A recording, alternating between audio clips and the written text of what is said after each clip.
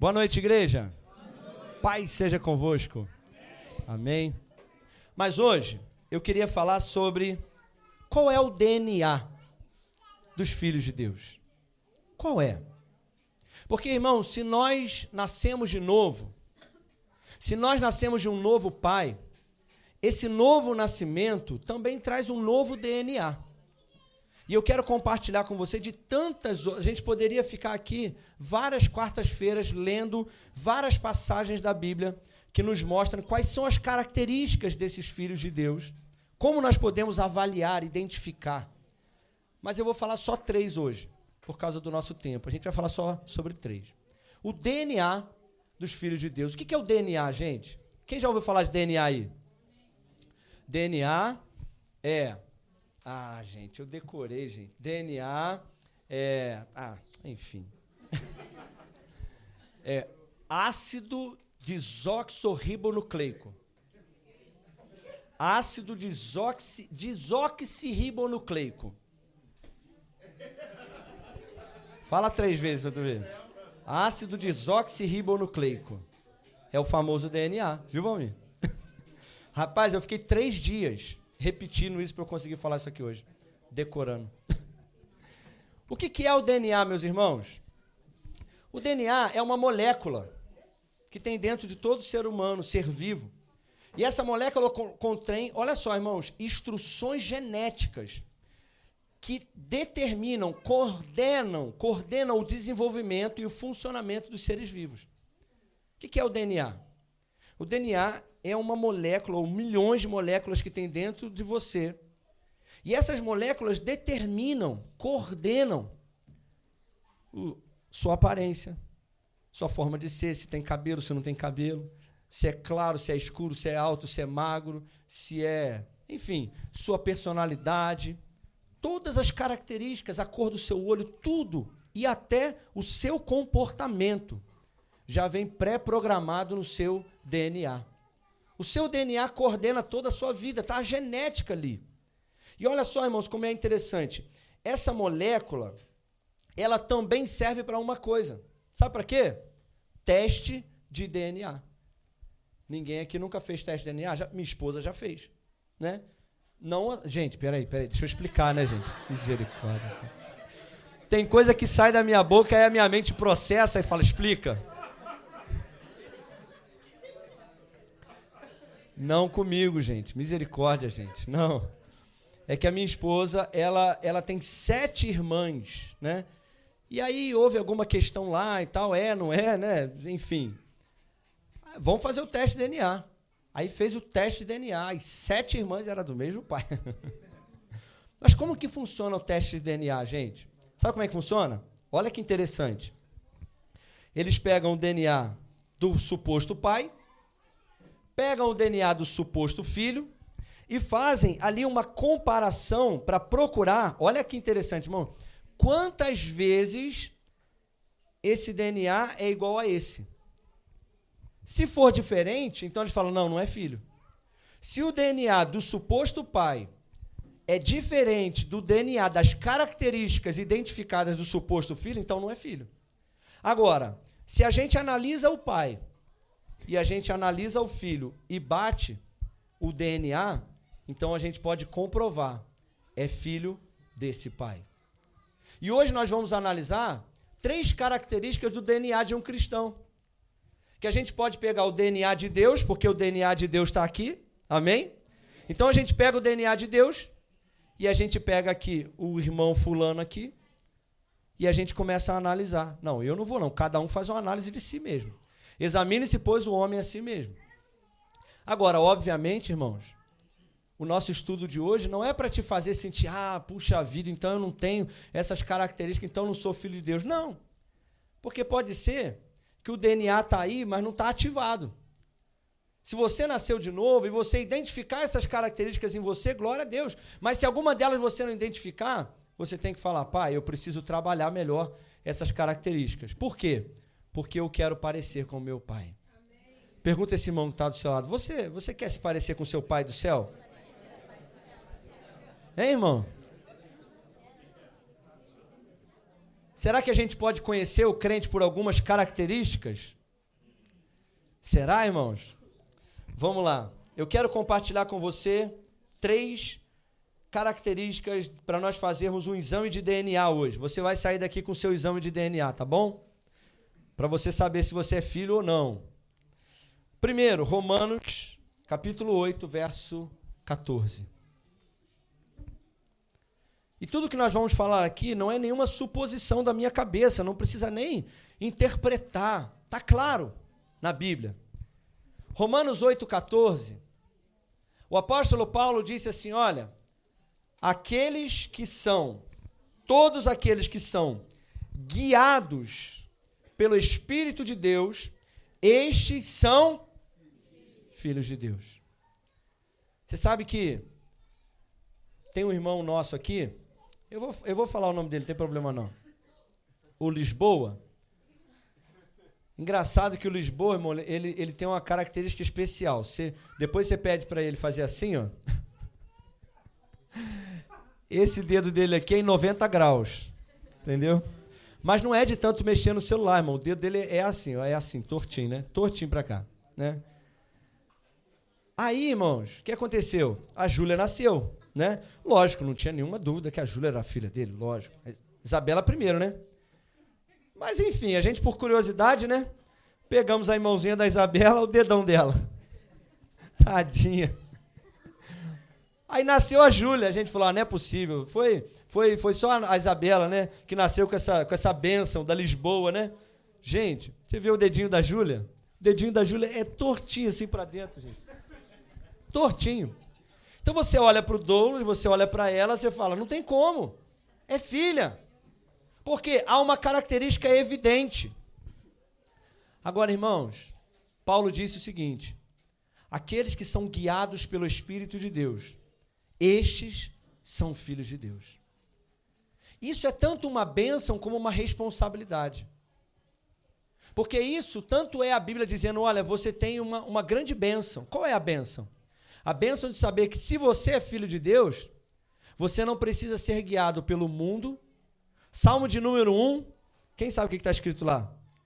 Salmo de número 1, bem-aventurado o varão que não anda segundo o conselho dos, nem se assenta na roda dos escarnecedores, antes tem o seu prazer na lei do Senhor e nela medita e de noite. A Bíblia diz que aquele que não é guiado pelo conselho dos ímpios.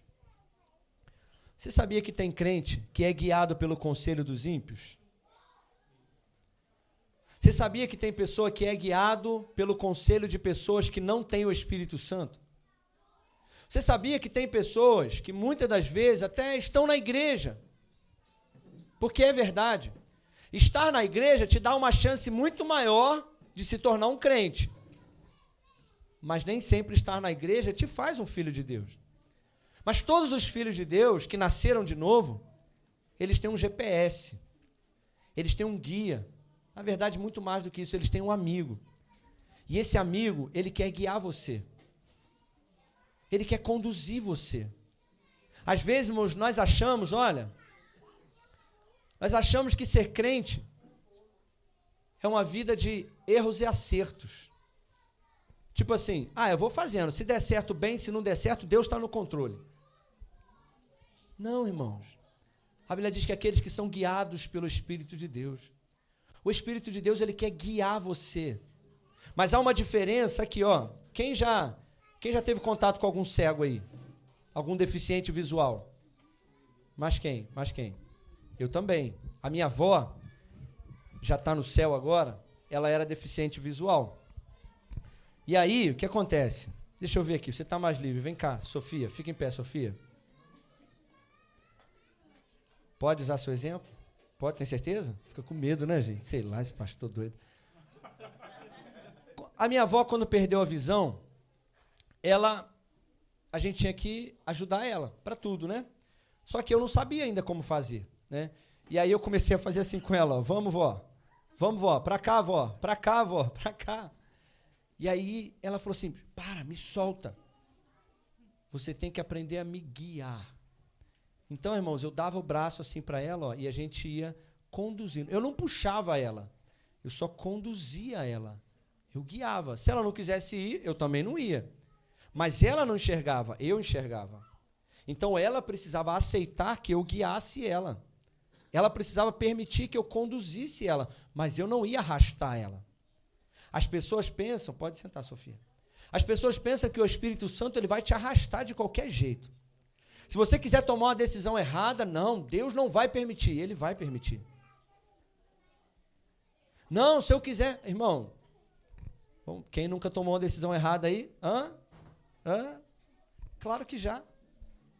Porque o Espírito Santo vai permitir, porque Ele não te obriga, Ele não te arrasta, Ele guia mansamente a pastos verdejantes. Salmo de número 23. Então, irmãos, o Espírito Santo, Ele guia, Ele não arrasta.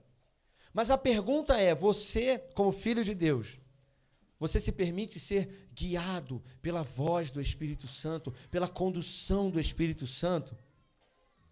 Você já viu bode e ovelha? Você já viu bode e ovelha? O cajado do pastor não serve. Teve uma vez que eu fui pregar numa igreja, a irmã me convidou para pregar numa igreja, né? Aí ela falou para mim assim, olha pastor, vai ser um evento de jovens lá, aí você vai lá, traz a palavra. Aí ela falou para mim assim, mas pode descer a cajadada, que a gente gosta.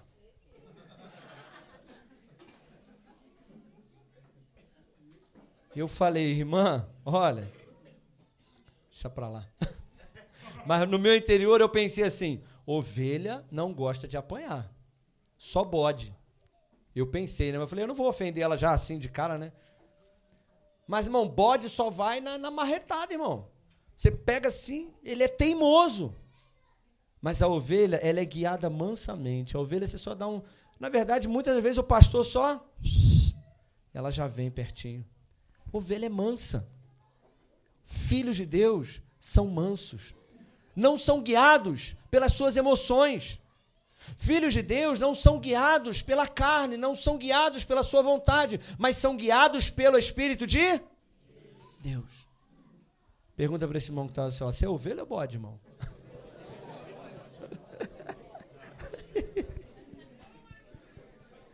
Então, irmãos, se eu olho para a sua vida e eu vejo que você tem sido obediente, guiado mansamente à voz do Espírito Santo, se o Espírito Santo tem lugar para guiar você, para conduzir você às suas decisões, o sim e o não, então você é filho de Deus.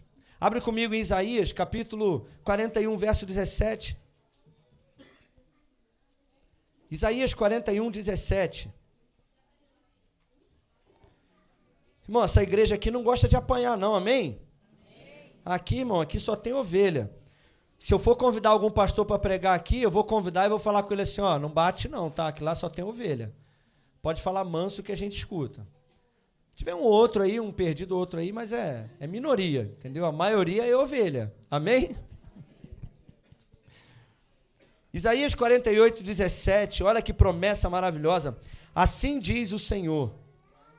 Isaías 41, 17. Isaías 41, 17. Diz assim. Ué, gente, 41, 17? Não, gente. É 48, 17. Não, isso daí foi o Gui que botou ali, ó. 48, 17. Isaías 48, 17. Gente, não é um nem outro. Não sei onde é, não. É sim, gente, 48, 17. É isso mesmo. Assim diz o Senhor, o teu Redentor. Olha, irmão. Assim diz o Senhor, o teu Redentor, o Santo de Israel. Eu sou o Senhor teu Deus, que te ensina o que é proveitoso e te conduz pelo caminho em que você deve andar. Eu sou o Senhor que te ensina. Quer aprender? O Senhor quer te ensinar. Quer saber qual decisão tomar? O Senhor quer te ensinar. Quer tomar decisões assertivas na sua vida? Consulte a voz do Espírito Santo para você. Ora, irmão, que o Espírito Santo vai te dizer o que fazer. Eu conheço uma irmã que ela fala que Deus ele nos ensina até a fazer bolo, não é? Ela falou, irmão, ela falou que ela não sabia fazer bolo, ela orou, não tinha YouTube ainda, né? Hoje em dia tem YouTube, né? Mas ela orou e o Espírito Santo ensinou ela a fazer bolo. A Bíblia diz, eu sou o Senhor que te ensina o que é proveitoso. O Espírito Santo quer guiar você mansamente. Provérbios, capítulo 6, verso 22. Provérbios 6, 22. Diz assim. Porque quando saíres, ele te guiará. Meu Deus. Quando dormires, ele te guardará. E quando acordares, ele falará contigo. Uau! Que isso, irmão. Irmão, isso aqui é só para quem é filho de Deus, irmão. Aleluia! Eu vou repetir isso aqui, irmão, que isso é lindo demais, irmão. Que promessa, Douglas. Olha só, isso aqui é para amanhã, Rafael. Olha aí para a tua vida, meu amigo. Quando você sair amanhã de manhã, irmão, hein, Bruno? Quando você sair amanhã, ele vai te guiar. E olha, quando você dormir, ele vai te guardar. E ainda, quando você acordar, ele vai falar contigo. Diga para essa pessoa que está do seu lado, fala assim, quando você acordar amanhã, o Espírito Santo vai falar contigo. Aleluia. Porque você é filho de Deus. Então você, irmão, você é guiado pelo Espírito de Deus. Não é guiado pelos pensamentos, não é guiado pelo conselho do ímpio. Pastor, eu preciso de um conselho. Ah, eu tenho aquela minha amiga. Ela é crente? Não, então não se aconselhe com ela. Porque aquele que você tem no conselho do ímpio, ele não entendeu ainda que ele tem o melhor conselheiro dentro dele, que é o Espírito Santo de Deus. Na verdade, você é que tem que ser a pessoa da qual as pessoas vão se aconselhar com você. Quando o rei Nabucodonosor teve um sonho, o que ele fez? Chama os ímpios. Chama um, chama outro, ninguém conseguiu. Ah, peraí. Tem aqui o Léo. É um homem cheio do Espírito de Deus aqui no nosso trabalho aqui. Chama o Léo. Porque com certeza o Léo vai ter um conselho, porque ele é um homem cheio do Espírito Santo. Então, irmãos, as pessoas precisam buscar conselho em você. Porque você tem o Espírito de Deus e você é guiado pelo Espírito de Deus. Vou dar um conselho para os crentes aqui, ó. Se você tiver um sonho e você não entender esse sonho, não pergunte para ninguém. Tem muito crente que tem um sonho. Ih, pastor, sonhei com um sapo que engoliu uma caixa de som e aí se transformava num leão voando num céu azul cheio de urubus. O que quer dizer isso? Eu falo, meu Deus do céu, irmão. É feijoada lá que você comeu lá na casa da Júlia. Você é louco? Aqui, se você é crente, eu vou repetir isso. Se você é crente, jamais pergunte a ninguém o significado do seu sonho. Por quê, pastor? Porque não é bíblico. Todo crente que teve um sonho na Bíblia, o próprio Deus revelou a ele o sonho. Alguns, Deus deu a revelação na hora. Outros, precisaram jejuar durante 21 dias. Ah, mas você não quer ter um sonho doido e jejuar durante 21 dias para receber a resposta, né? Você quer mandar mensagem pro fulano da irmã do coque, né? Ah, tá vendo? Daniel teve um sonho muito estranho. Sabe o que ele fez? Ele foi orar e pedir a revelação, porque ele sabia que o Espírito de Deus daria a ele a revelação. Agora, o ímpio, quando tem um sonho estranho, ele não tem quem revele. Aí ele vai, Sueli, você pode me dar a revelação do meu sonho? Ia, mano. Aí é forte, hein? Vai no chat GPT, né? Misericórdia, gente. Ele dá significado de sonho, Joyce? Ah, tá, entendi. Não, porque eu nunca tinha escutado falar disso, né? Essa é nova pra mim, né? Ele acerta mesmo? É assertivo? Ah, nunca pesquisou, graças a Deus. Aleluia. Então, os filhos de Deus são guiados pelo Espírito de Deus. Amém? Segunda característica. Ah, irmão, essa daqui. Faz comigo assim. Ah, meus irmãos. Se você nasceu de Deus, se você nasceu de novo, agora vai doer, irmão. Se você é crente, batizado, nascido de novo, Jesus é o teu Senhor, você tem que ter a característica do Pai. E Efésios, pula para o próximo tópico aí, Efésios 4, 32 e 5, verso 1. Sejam bondosos, sejam compassivos, uns para com os outros, perdoando-se mutuamente, da mesma forma que Deus perdoou vocês em Cristo Jesus. Irmão, eu vou te falar, como pastor, não precisa muito não, tá? Só esse texto, essa primeira parte aqui, se a gente seguisse só essa primeira parte aqui, não tinha problema mais na igreja. Acabou o problema na igreja, irmão. É verdade. Se a gente seguisse assim, sejam bondosos, compassivos uns para com os outros, perdoando mutuamente, assim como Deus perdoou vocês em Cristo Jesus. Acabou o gabinete, irmão. Não tem mais gabinete, não tem mais problema entre ninguém, irmão. Por quê? Porque se Deus me perdoou em Cristo Jesus e eu me tornei filho de Deus, eu obrigatoriamente tenho que perdoar você, uns aos outros, na mesma proporção.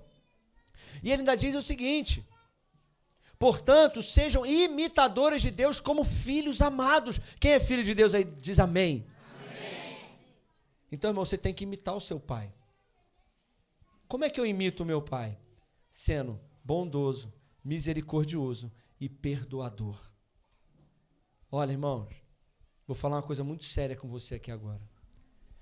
Quem tem dificuldade em perdoar, ainda não entendeu o quanto foi perdoado. Você sabia que eu já encontrei pessoas, não nessa igreja, né? Eu já encontrei pessoas que ficaram 3, 4, 6 meses com problema com alguém dentro da igreja, sem perdoar. Essa pessoa não entendeu o quanto foi perdoada ainda. Não entendeu. Se você ainda tem dificuldade de perdoar, não vou dizer que você não é filho de Deus, não vou afirmar isso. Mas vou te dizer que você ainda precisa imitar mais a Deus. Ser bondoso, misericordioso. Uma vez, vou te contar uma historinha aqui, Vou te contar uma história que acontece, tá? É raro, mas acontece sempre. Uma vez, numa outra igreja, tá, irmão? Bom de ter sido de uma outra igreja que eu posso falar sempre que é uma outra igreja, né? Mas não foi aqui mesmo, não. Uma outra igreja, Paulo, 2 irmãs da mesma igreja que trabalhavam juntos.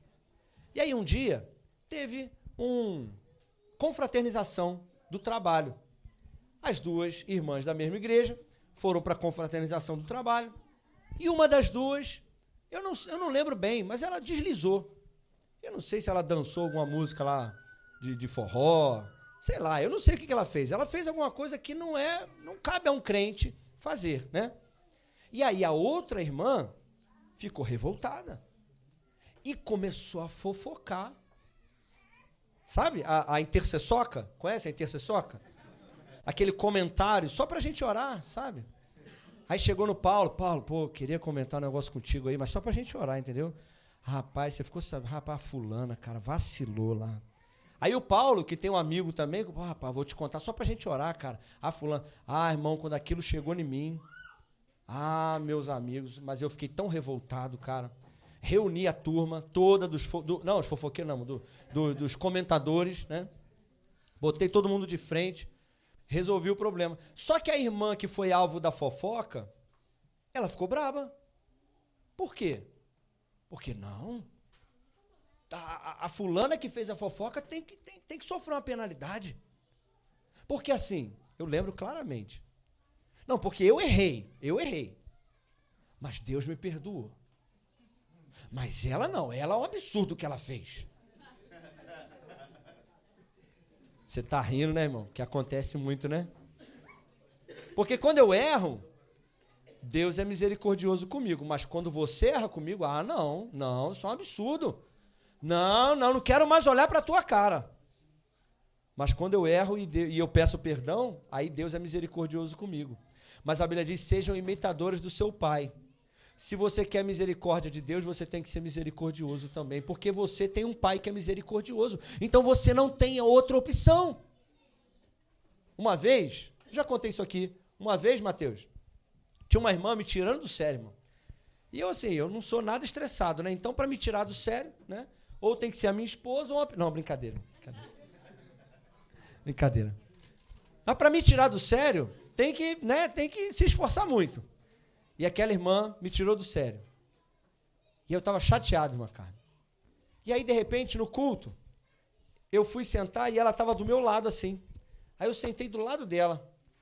Eu só pensei, irmão, cuidado com o que você pensa. Eu só pensei assim, eu não gosto dessa pessoa. O Espírito Santo, na hora, falou assim para mim, você não tem esse direito. Porque quem entende primeiro, morre primeiro. Fala com esse irmão que está do seu lado. Quem entende primeiro, morre primeiro. Quem entende mais, morre mais. O Espírito Santo falou comigo assim, você não tem o direito de não gostar de ninguém, porque você é filho de Deus, e o seu pai ama todos, e o seu pai ama ela. Você já parou para pensar que Deus ama ela? Se Deus ama ela, quem é você para não amar? Aí eu, desculpa, Deus. Perdão, Senhor. Misericórdia, Senhor. Irmão, se Deus ama alguém, quem é você para não amar? Se Deus é compassivo com alguém, quem é você para querer julgar alguém? O religioso está sempre com o dedo apontado para os outros, para o pecado do outro, para a atitude do outro. Mas quando é com ele, não. Quando é com ele, ele quer misericórdia. Mas nós aqui não somos nada perfeitos. Mas nós queremos, o nosso desejo é olhar para o nosso Pai e aprender com Ele. Se Ele é misericordioso comigo, eu também quero ser misericordioso com você. Se Ele perdoa os meus pecados, eu também quero perdoar as suas ofensas para comigo. Quem está entendendo aí diz amém. Amém. Fala com esse irmão que está do seu lado, fala assim, e aí? Você se parece com seu pai? Aqui. Tem gente que usa, sabe o quê? Está na moda. Pastor, a minha personalidade. Pastor, eu sou sanguíneo. Sou colérico. Sou pavio curto. Não, você não nasceu de novo. Ok? Porque, irmãos, do meu pai Luiz, eu herdei um temperamento e uma personalidade.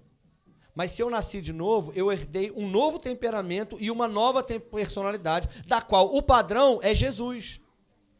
Então, irmãos, não use o seu temperamento para desculpar a sua carnalidade. Você é forte, hein? Não use o seu temperamento para desculpar a sua carnalidade. Para com esse negócio de eu sou assim. Crente Gabriela. Eu nasci assim. Gabriela. Ah, pastor, eu sou pavio curto. Que bom, sabe por quê? Porque a Bíblia diz que quando você foi batizado no Espírito Santo, você recebeu dunamis, poder. A palavra dunamis é a mesma palavra para dinamite. Então, se você era pavio curto lá no mundo, que bom que você é pavio curto aqui, porque seu pavio é curtinho. Então, assim que acende a dinamite, o poder do Espírito Santo explode, e você explode em amor. Aleluia. Aqui. Olha só.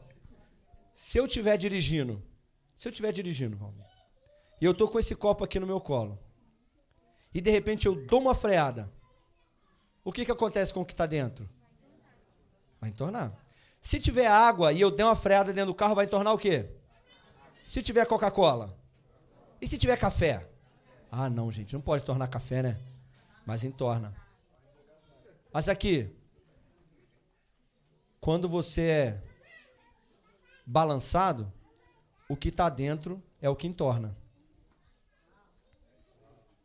Então, irmão, se a pessoa te dá uma balançadinha, o que entorna é ira, é gritaria, é estresse, é não sei o quê, é falta de perdão, é briga, é porque está cheio. Agora, se você está cheio do amor do Pai, se você está cheio da palavra de Deus, se você está cheio de misericórdia, se você está cheio da presença do Espírito Santo, irmão, balançou, o que vai entornar é o Espírito Santo. Sim ou não? Quando alguém mexer contigo, o que vai entornar é o que está cheio. Pergunta para esse irmão, e aí, o que está cheio? Ih, rapaz, as irmãs aqui cutucou os maridos aqui agora que eu vim. Eu vejo quando vocês cutucam os maridos aí, entendeu? Hein? Quando falam mal de você, quando te agridem, quando caluniam você, quando te irritam, quando te estressam. Ah, pastor, mas eu sou... Não, irmão, você é filho de Deus. Pronto. Mas eu não sou bobo, pastor. Não, você não é bobo, você é filho de Deus. Então, irmãos, a gente tem que estar mais cheio do Senhor. 1 João capítulo 4. 1 João 4, verso 7. Primeira característica de quem é filho de Deus, ele é guiado, conduzido pelo Espírito de Deus. Ele se permite ser guiado não pelas emoções, não pelo que sente, não pelas circunstâncias, mas é guiado pelo Espírito de Deus. Segunda característica, ele imita o seu pai, ele é misericordioso, ele é compassivo, ele é perdoador. 1 João, capítulo 4, no verso 7, diz assim: amados, amemos uns os outros. Por quê? Porque o amor é de Deus. E qualquer que ama é nascido de Deus. Qualquer que ama é nascido de Deus. No verso 8 diz assim: aquele que não ama não conhece a Deus, porque Deus é amor. Então, irmão, se você não ama uns aos outros, se você não ama, você não conhece a Deus, porque Deus é amor. Amém, irmão? Capítulo 5, verso 1 diz assim: todo aquele que crê que Jesus é o Cristo é nascido de Deus. Quem crê que Jesus é o Cristo aí diz amém? Então você nasceu de Deus. E todo aquele que ama aquele que o gerou, ama também aquele que dele foi gerado. O que quer dizer isso? Todo aquele que crê em Jesus nasceu de Deus. E todo aquele que ama aquele que o gerou, que é Deus, ama também aqueles que são nascidos dele. Então, se você ama, é uma das principais características dos filhos de Deus. É o amor, é o perdão, é ser misericordioso e compassivo com o seu próximo. Amém, irmãos? Diga aleluia. Quem quer se parecer mais com Deus aí? Amém? Agora, por último, esse daqui não é fácil. Eu deixei por último porque esse é o mais difícil. Abre comigo em Hebreus capítulo 12. O texto está aí, Gui. Hebreus 12, verso 5. Abre a sua Bíblia aí comigo em Hebreus 12, 5. Tá, pula 2 aí que deve estar no próximo. Aí, olha só, irmão, misericórdia. Vamos ler? Se você não está com a sua Bíblia, pode ler aqui comigo. Diz assim a palavra do Senhor: e já vos esquecestes da exortação que argumenta convosco como filhos, dizendo: filho meu, não desprezes a correção do Senhor. E não desmaie, não desanime quando você for repreendido pelo Senhor. Porque o Senhor corrige a todo aquele que ama e açoita a qualquer que recebe por filho. Olha, irmão, a gente está o mês inteiro aqui dizendo assim: Deus é meu pai. Ah, Deus é pai. Deus é meu pai. Está na Bíblia, irmão. Deus, ele corrige a quem ele ama e açoita. Ih, irmão, está na Bíblia isso, irmão. Educação positiva. A Bíblia diz que Deus açoita, ó, chineladazinha, a todo aquele a quem ele recebe por filho. E no verso 7 diz: se vocês suportam a correção, Deus vos trata como filho. Porque que filho há a quem o pai não corrija? Mas se vocês estão sem disciplina, da qual todos são feitos participantes, então vocês são bastardos e não filhos. Olha, irmãos.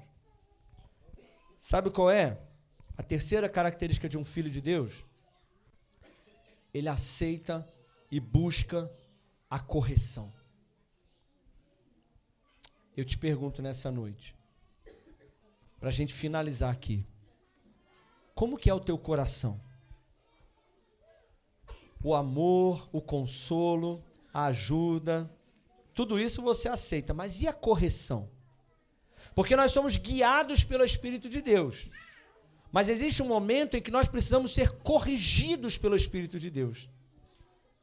E você, aceita ser corrigido por Deus? Você deseja ser corrigido por Deus? Irmãos, se Deus não te corrige, é porque você não é filho.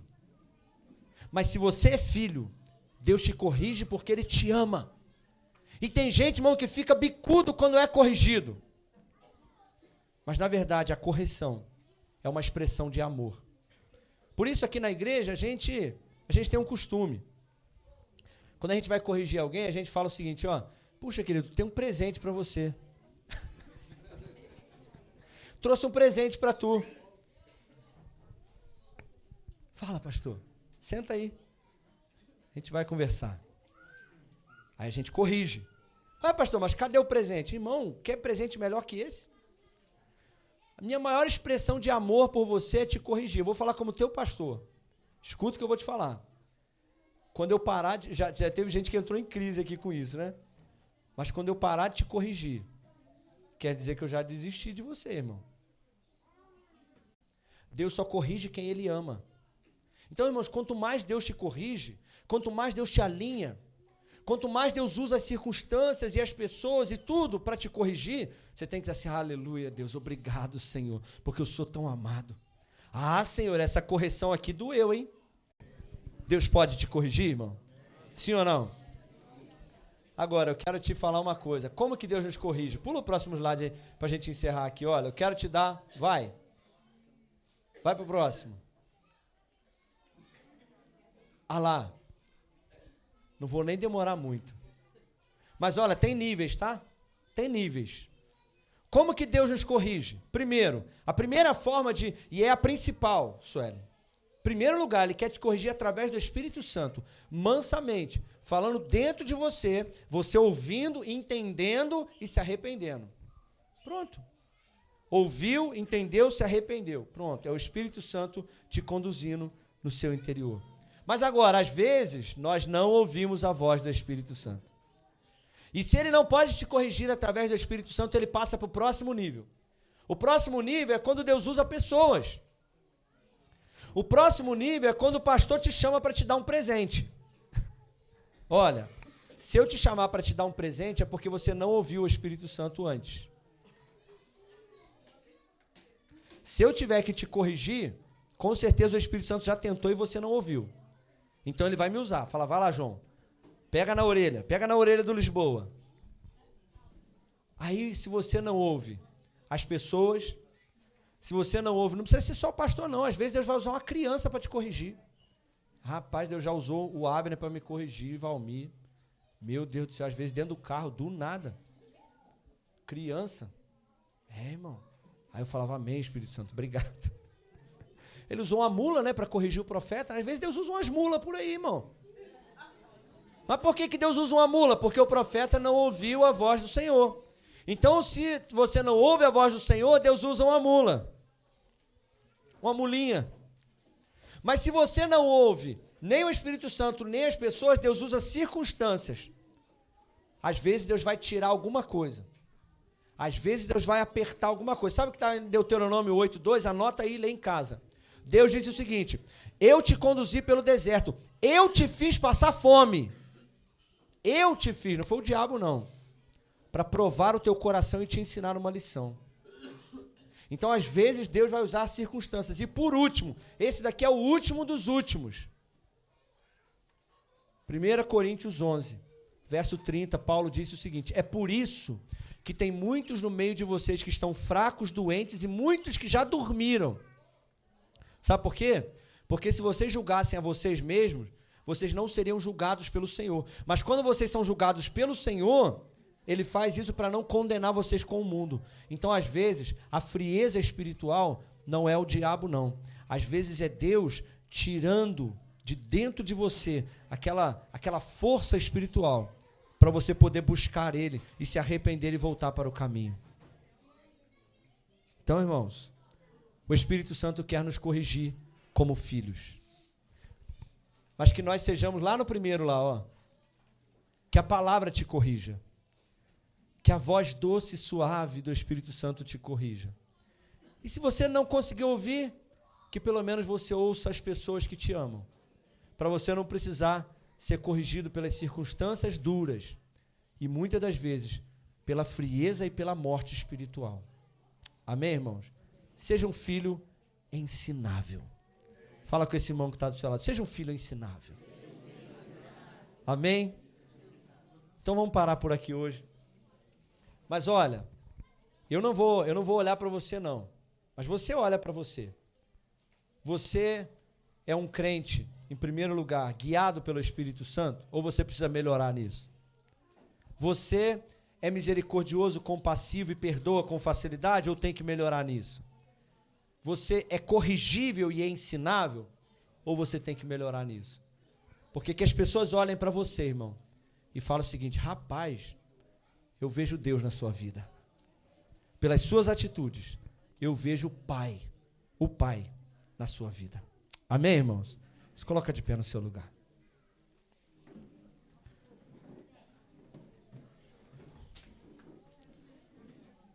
Quantos filhos de Deus tem aí? Diz amém.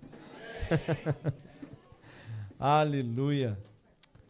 Que você possa mostrar quem é teu pai pelas tuas atitudes. E eu também.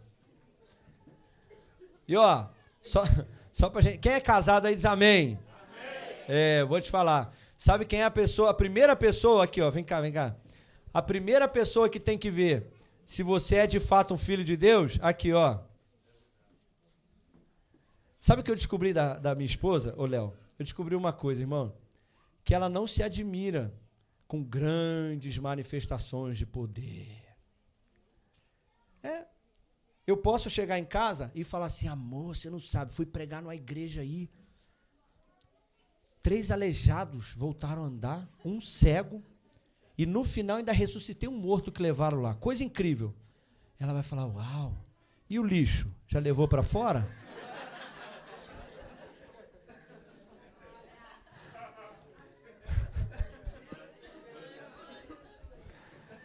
Para ela é massa, ressuscitou um morto. Ah, que legal.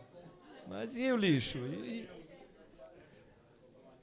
A primeira pessoa que tem que ver essas características em você é a sua esposa e o seu marido. A segunda, tá aqui, seus filhos. Cadê a Kathleen, gente? Foi arrebatada. Ah, tá ali. Seus filhos. Irmãos, olha, que você seja um crente a ponto da sua esposa e os seus filhos validar aquilo que você fala. Amém? Que a sua esposa, se alguém perguntar assim: quem é seu marido? Vai falar assim: meu marido é um homem de Deus. Não é porque ele canta, não é porque prega, não. É porque dentro de casa eu reconheço a mudança que tem acontecido na vida dele ou na vida dela. Que os seus filhos vejam isso em você. Essa é a verdadeira mudança. E o primeiro avivamento começa dentro de casa. Feche seus olhos e vamos orar.